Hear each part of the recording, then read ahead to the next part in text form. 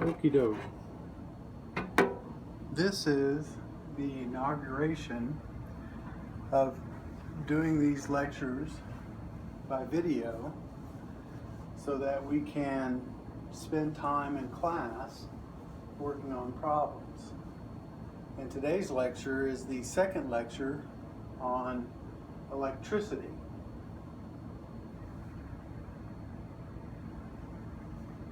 And we're going to focus on two issues here. First of all, we're going to focus on the various uses of electricity. And then secondly, we're going to look at various ways in which electricity can be produced. The first thing that electricity is used was invented by Thomas Edison. And he invented a device which ultimately looks somewhat like the diagram you see on the board here, and it's called an incandescent lamp. An incandescent lamp is a device that uses electricity to heat a filament to produce light. Therefore, what it does is it heats that portion in the middle there that's labeled filament, and as that becomes hotter and hotter, it glows and produces light. The filament is that piece of material right here. It's labeled filament. The electricity passes through that piece of material. It's frequently of fairly high resistance, and it generates a great deal of heat, as you well know if you've unscrewed a light bulb when it's recently been on. And in the process of generating this energy, some of this energy comes out as light, and it's used to light a room. The internal portion of the lamp is frequently frosted with a material known as silica, and this silica is used to reduce the glare off the lights. Halogens, as you remember from our chemistry lectures, these are the group 7A elements right next to the noble gases. They are commonly used inside the lamp, and what you want in there is something that's not combustible, and what that does is preserve the life of the filament, which slowly degrades as it's heated. Now there's a second type of light bulb that is used to light a room, and this light bulb is known as a fluorescent light. A fluorescent lamp is a subtype of lamps known as electric discharge lamps. Electric discharge lamps produce light by passing an electrical charge through a confined gas. This causes that gas, because the electrons in the gas are excited, and then drop back into the resting state, and in this process the gas emits light energy or glows. And the reason that these lamps are used is because they tend to be much more efficient than the incandescent bulbs. Now there are various gases that can be used inside a fluorescent lamp. The most commonly used gases are a combination of mercury and argon. Also, as frequently they use sodium or sodium vapor in these lamps. What we use in our homes frequently is not the larger fluorescent lamps, the long tubes that glow, but we use something known as compact fluorescent lamps, or CFLs. These are the lamps that have been required over the last few years for all homes, replacing all incandescent lamps. And the reason that these have been given to us to replace the incandescent lamps is they are much more efficient in terms of the use of energy. And what you see is it's essentially the tube, but the tube is now wrapped around in a squiggle or in a coil, which decreases the size of the lamp, and it can be screwed into a regular light fixture like an incandescent lamp. A third type of light or lamp that is used is another electron discharge lamp is called a neon lamp. A neon lamp is an electrical discharge lamp that is filled specifically with neon instead of mercury or sodium. And this lamp is used because it glows specifically with a red color. And using this red color, along with other types of dyes, etc., you can generate most any color that you want with these types of lamps. On the right in this diagram is something known as a light-emitting diode. Light-emitting diodes are commonly used in things such as calculators, etc., and they are actually semiconductor devices that will emit light when a current is applied. What you can see here is a diode in the middle here. When the current is applied across this diode, this bulb will glow. Now the advantage of these is they're extremely efficient. The disadvantage of these is that it requires several of them to make up enough light that you could light a room. They're extremely efficient, but they're very complex, and in order to use them to light a room or to light a house would require extremely complex wiring. Another use of electricity is based in a foundational device known as a solenoid. A solenoid uses electromagnetic force in order to operate. And electromagnetic force is one of the four fundamental forces of nature. And it is a combination of electricity and magnetism. It's actually the relationship between electricity and magnetism. So electricity can produce magnetism, and magnetism can produce electricity. And a solenoid is a simple device that converts electrical energy into motion, specifically back and forth motion. And so you have electrical energy going into this coil of wire and coming out here, and this shows the lines of magnetic field that occur because of this electrical energy. And these are various magnetic force lines here and here. Well, you can use this coil to generate magnetism that will make this plunger move up and down. And so this solenoid is used in this switch to open and close a circuit. And solenoids are used in many different types of devices. One type of device that uses a solenoid is called a telegraph.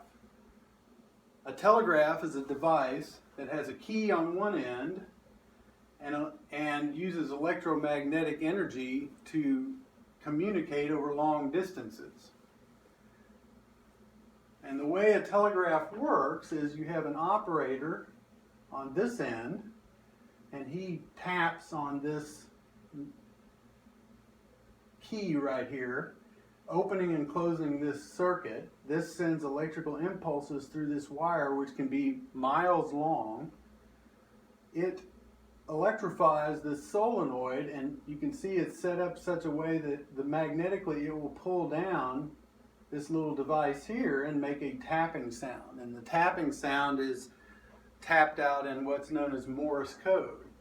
And so this whole device is based on electromagnetic force and uses a solenoid in order to operate.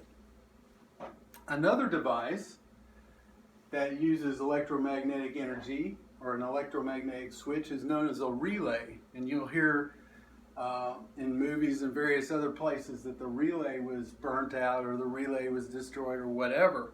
Well, a relay is a very simple device that, when at rest, the electrical energy does not go through here and has no effect on this switch right here.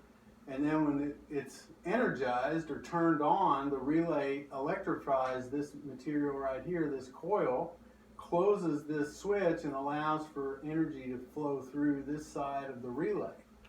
And so one side, a low energy side, is operated by small amounts of electricity, generating a magnetism which closes the switch and allows for electricity to move through. So a relay is a type of electrical switch that allows for energy to move through using electromagnetic energy to operate. Other uses for electricity are shown on this slide. First of all, we have a loudspeaker. That's over on this side of the slide. What happens is you have electrical energy that moves through this, and it moves through here, and in here is a magnet. And when the electrical energy moves through here, there's an interaction between the electromagnetic force in this electricity and this magnet. And the magnet is attached to this cone here, and this magnet causes the cone to vibrate. The vibration of the cone emits sound. So that's how a loudspeaker works. Again, using electromagnetic energy and a magnet. Many times these magnets are quite heavy, and this causes this vibration. It is also used, electrical energy like this is also used in parts of a telephone and a microphone. This is actually a microphone here, and this is the telephone over here.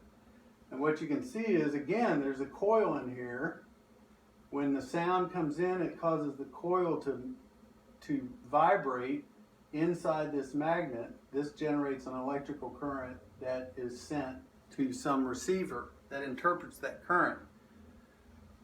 A telephone operates in much the same way, with both a speaker, which is much like this speaker, except it's not loud volume, and a microphone, which is much like this microphone, and allows for the passage of energy or passage of communication from a speaker to a hearer.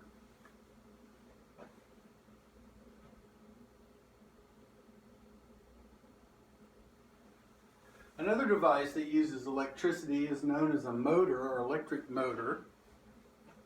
An electric motor is a device that converts electrical energy into kinetic or motion energy. The central aspect of a motor, and I'll show you this in a diagram in just a second, is the rotating arm within the electrical motor, and this is called the armature. There are two types of electrical motors. There is a DC motor and an AC motor. A DC motor, in a DC motor, changing the direction of the current every half turn with a device known as a commutator allows for continuous motion. So let me show you that on this diagram here. So what you have is you have a magnet, the north pole of a magnet on this side, the south pole of a magnet on this side. You have this armature, which is what rotates through the magnetic field, and this ring with a split in the middle, and this split is what's known as the commutator, and the split is what allows for the electrical current to change direction. And so for the initial half, the current will flow in one direction, this way, from, say, clockwise, and it will allow the armature to turn half turn. Then this split crosses where the electrical current comes in and reverses the direction, so now that it goes counterclockwise, and it continues to turn in the same direction. If this split and this change in direction did not occur, the armature would just rotate back and forth, half turns back and forth. But by having this split, the commutator allows the current to go from clockwise to counterclockwise and allow for this to continuously turn in one direction. And so this is how a direct current motor works. Now, in the United States, most current is actually alternating. Alternating current means the current itself changes direction continuously. On its own, it will change from this direction to this direction to this direction, etc. And so because that happens, a commutator is not required. The current already reverses in a regular means, and so this will continuously turn. And here's a diagram of a motor that is a alternating current motor. And what you see is you have one side attached to one end, the other side attached to this side, like that. And this turns, and because this current constantly reverses from counterclockwise to clockwise, this continues to turn in one direction. Again, you have a magnet on this end and a magnet on this end. It's critical to understand that motors, and we will be talking about generators in a minute, both of these require both electrical energy as well as magnetic energy, and take advantage of the fundamental interaction between electrical energy and magnetic energy. Now, let's turn our eyes to how electricity is produced. We've been talking for the last 15 or so minutes about the various uses of electricity. Now let's talk about the various ways in which electrical energy can be produced. The first way is shown in this diagram, and these are called electrochemical cells. What you may remember them as batteries. Electrochemical cells are cells that produce electricity by means of a chemical reaction. They are also sometimes called voltaic cells or storage cells. There's actually a difference between the voltaic cell and the storage cell. On the left here is the simple diagram of how electricity is generated.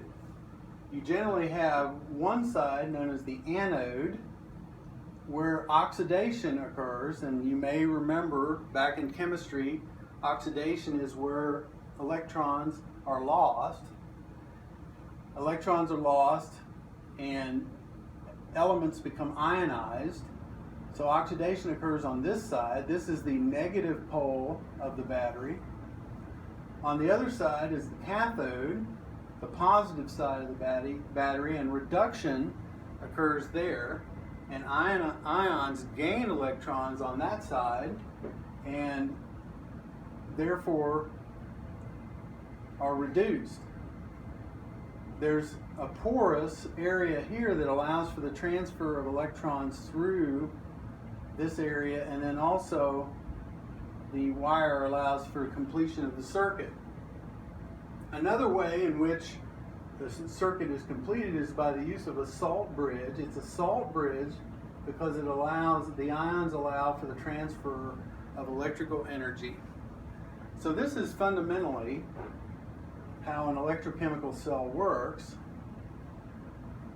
And this is how all our batteries work.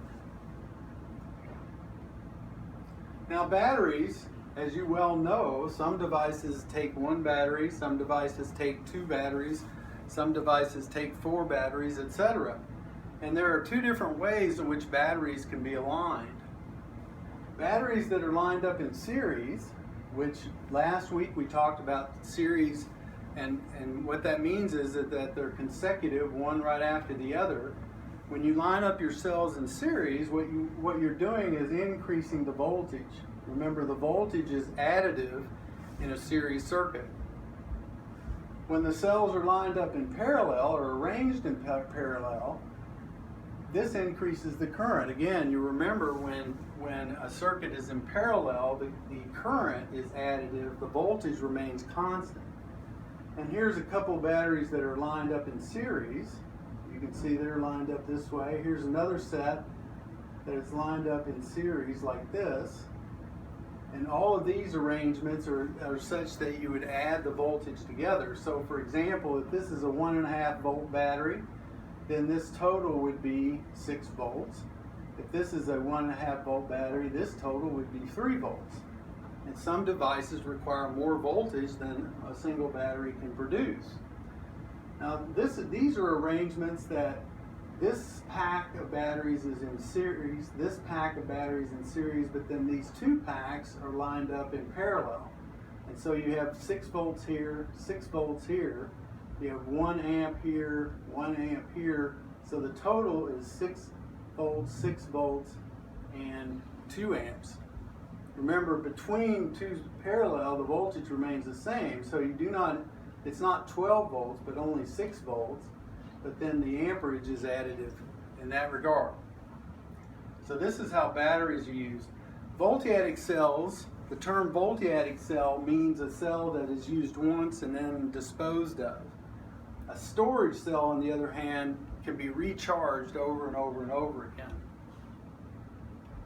Another term is called a primary battery. A voltaic cell is also sometimes called a primary battery, and a storage cell is called a secondary battery.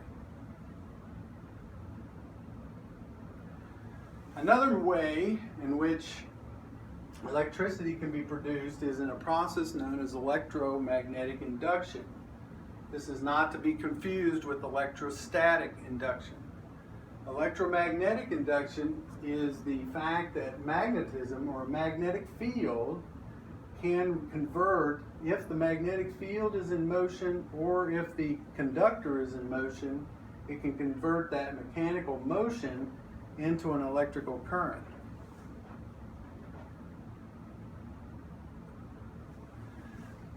Magnets produce a magnetic field.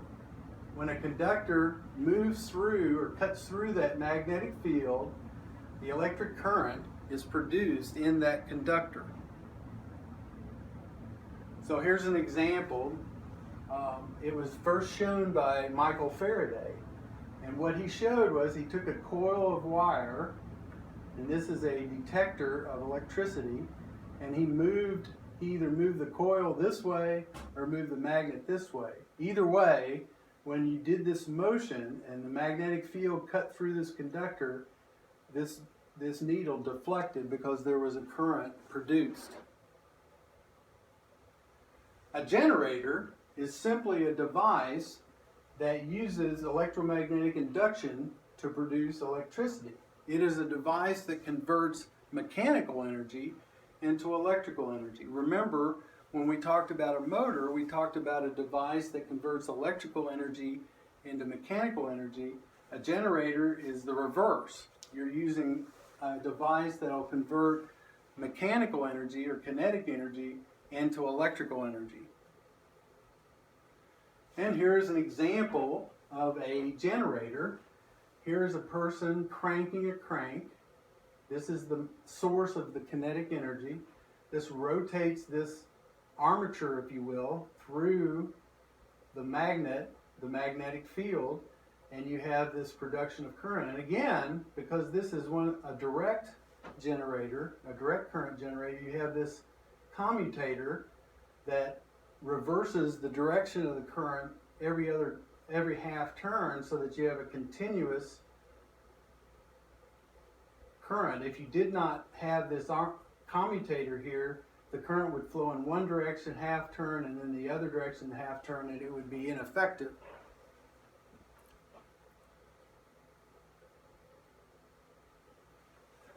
So there are actually two types of generators. There is the AC generator, or alternating current generator, the DC generator, the DC current generator. The primary difference between a simple AC and DC current generator is the presence of a commutator. And here you see the commutator, which breaks the contact for a moment to allow for the reversing of the current. A DC generator has a split ring commutator that's used so that the current is always coming out the same direction. The AC generator has a split ring so that each end of the coil is always attached to the same brush. This means that the output current changes direction every 180 degrees. So if you want to produce a current that's always in the same direction, you use a DC current with a split ring commutator. If you want to produce AC current, like what's produced in the United States, you use a split ring one end of the wire is always attached to one of the splits, the other end of the wire is always attached to the second split. The production is then alternating. Now another generator, which is a variation on what we've been talking about, it's still the conversion of motion into electrical energy, but it's done in such a way that you don't rotate something through a field. It's called a magnetohydrodynamic generator, or MHG. The magnetohydrodynamic generator has a conducting fluid that flows through it. And this conducting fluid, an example of that would be salt water, passes through a magnetic field at a very high velocity. Now, because it's a conducting fluid, it will conduct electricity. And because it's moving through the magnetic field, it's very much the same as passing a wire through a stationary magnetic field, and it produces electricity. Now, this is the way it works. You have a high pressure fluid that's ionized, like salt water. It contains ions. Remember, 2 weeks ago I told you that fluids that are pure water, for example, will not conduct electricity. It has to contain ions. This fluid passes through this channel at a very high speed, and the channel has the magnetic poles in it. And then what happens is because it passes through very quickly, electrical charge is generated, and the negative end goes through here, the positive end goes through here, and you end up with a current output through this generator. Now, you can use various forms of materials to pass through here. As I said, salt water, you can use steam, you can use a gas that's ionized, and it will turn the generator or cause the generator to work.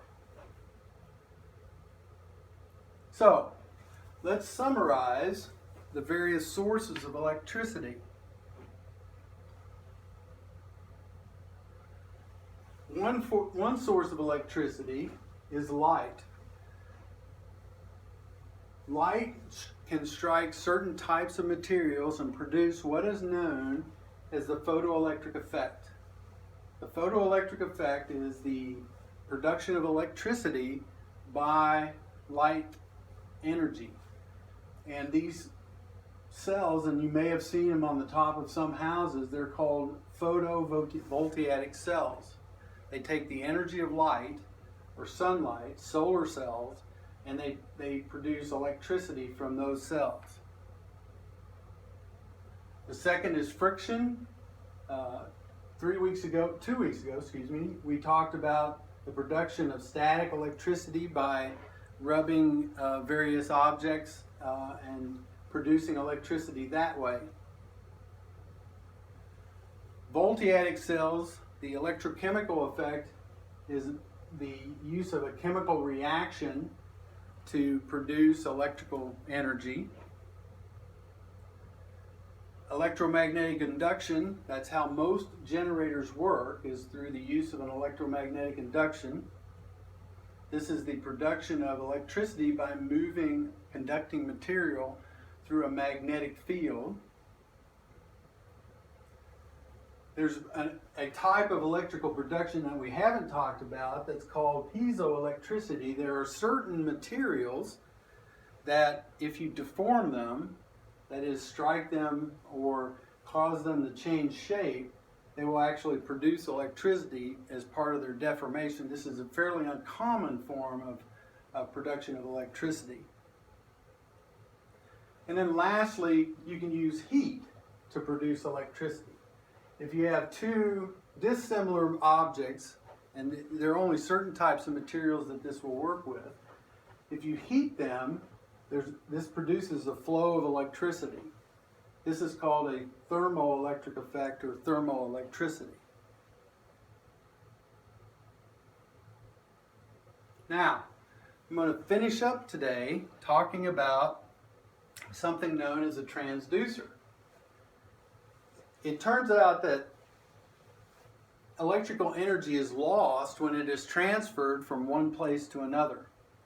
And because of I said transducer, I meant transformer, excuse me. Energy, therefore, electrical energy at a power plant has to be produced at very, very high voltages with a lot of energy in order to allow it to pass over several 100 miles of wires. Because this energy is at very, very high voltages, it has to be changed back into lower voltages once it's passed into a home. The voltages that come out of a power plant can be 500,000 to 1,000,000 volts. This has to be brought down to our usual 120 volts that is used in homes. That is because very high voltage energy, electrical energy, is very dangerous. And the primary device that's used to change this voltage is called a transformer. A transformer is a device that can increase, that is step up, voltage, or decrease, step down, the voltage that's in a wire. There are two primary parts of a transformer. There's what's known as the primary coil, which is on this side. The initial energy comes into the primary coil and passes through this part and then goes out this way. It takes in the electricity, and in the process, it impacts the secondary coil. And the current comes out on this side, and it's either stepped up, that is increased in energy, or stepped down, decreased in voltage. Now, you would notice that there are more windings on this side compared to this side. And as it turns out, the important principle of transformers is that if you adjust the ratio of the primary coil and the secondary coil, you can step up or step down the voltage as you require. What generally happens is in a power plant, the voltage is created and it's passed through a step up generator to increase the voltage. It then travels through wires, and then it enters a second transformer, a step down transformer, before it goes into a home. So, here's how it works. You have, here are the two possibilities. Here's a step up transformer, and here's a step down transformer. And what you notice is when you want to step up, you increase the number of coils. So, for example, the primary number here looks like 1, 2, 3, 4, 5. The secondary has about twice that many. And as it turns out, those ratios are directly related. This has 10 coils. And so you have 110 volts passing in and 220 volts passing out. So this is a step-up transformer. And the lower numbers in the primary side and the secondary coil has the higher number. So take note of this ratio. If you increase the number of coils, you increase the voltage. Conversely, in a step-down transformer, which is down here, the primary has 10, the secondary has 5, and you decrease the voltage from 220, 240, to 110, 120. So in this case, you decrease the number of coils, you decrease the voltage. Now, as it turns out, one important thing that has to be taken into account when you put a generator in your home, many homes have generators that are used to power the home while the power is off. If you have such a generator and the power goes off, there's one risk that actually is for the person that's fixing the problem with the line. If he's working at the transformer box, because that's where the problem is, and you have your generator on, if he's on the step-up side of that transformer, your 110 volts that your generator is producing can put out a lot much higher level of voltage on the other side, and he can be electrocuted. And so when they put a generator in when you buy a generator, a motorized generator, it's recommended that you have some kind of break so that the energy from your generator does not enter the general system, so that it doesn't put the workers at risk. Alrighty then, that's the end of this talk.